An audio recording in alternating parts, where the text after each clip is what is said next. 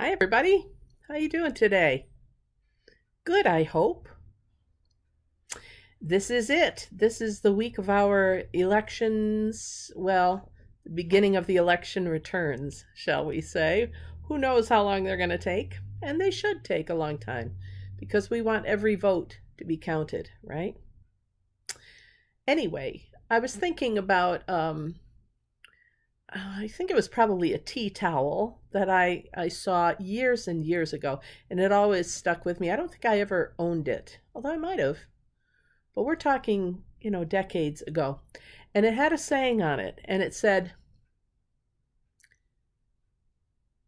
"Women are like tea bags.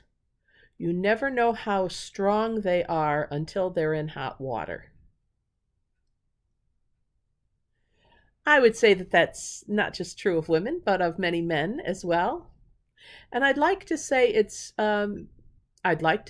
true of Christians as I know them, but I know it's not always true. And I'd like to say, however, that I think it is true about our nation. You never know how we're like tea bags. You never know how strong we are until we're in hot water.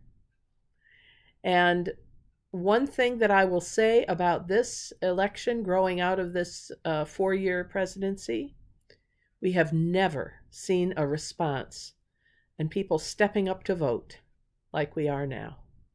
It will be, I'm sure, and I'm recording this over the weekend on Sunday, November 1st, so 2 more days till Election Day, but I am certain that it will turn out to be the largest voter turnout in our nation's history. And what a wonderful thing that is. Many of us had been worried over the last couple of decades about the growing apathy among voters. Increasingly, we had smaller and smaller numbers of people turning out to vote because they thought that it just didn't matter, or they just didn't care, it wasn't going to affect them. And now, all of a sudden, we are seeing this huge voter turnout. And frankly, I don't care why. I'd like everybody to vote like I do, but that's not, going to happen ever. And so I just want us to be a robust and a healthy nation where people are invested. And I remember one time, and some of you watching may remember this, it must have been about 15 or 20 years ago, and I was working for a neighborhood preservation company here in southeast Rochester, and the city government was going to take away the ladder truck. There were ladders and there were middies, the smaller fire trucks. The ladder truck from one of the firehouses, the Alamo, the one at Monroe and Alexander, Alamo, firehouse, and that just struck me as so completely stupid, because this is the section of the city where you have the most of the museums, and where you have the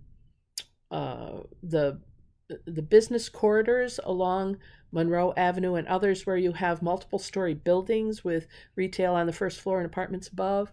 And here they wanted to take away the ladder truck and put it someplace else. And so I mounted a letter writing campaign, and we did it through the 45 neighborhood associations in this part of the city.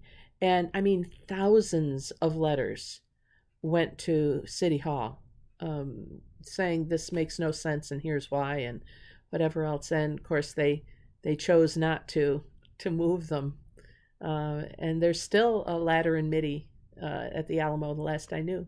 Anyway, that ushered in a period when I became very, very close to the fire guys there at the firehouse. My daughter was little, and we went and celebrated a couple of birthdays there. I mean, nobody cooks like the fire guys, And there was one time I had a birthday cake, and they made me a birthday cake for me, and they put all these like little red fire guys on it. It was so great. It was, like toy soldiers, those kinds of figures, but they were all fire guys and gals.